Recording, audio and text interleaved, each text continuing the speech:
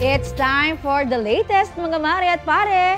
From Binibining Clay at Ginoong Fidel ng Maria Clara at Ibarra, kilig pa rin ang hatid sa fans ng Barda o ng Barbie Fortesa at David Licauco ng Pulang Araw. You work here? No.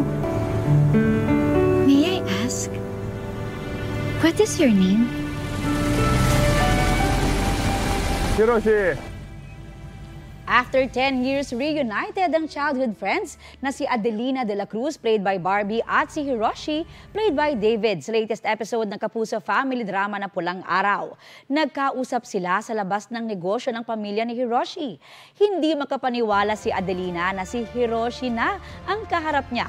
Ang ibang exciting scenes ni Adelina at Hiroshi, abangan sa Pulang Araw gabi-gabi pagkatapos ng 24 oras sa GMA. Kapuso, para sa mga maiinit na balita, mag-subscribe sa GMA Integrated News sa YouTube. Sa mga kapuso naman abroad, subaybayan nyo kami sa GMA Pinoy TV at sa www.gmanews.tv.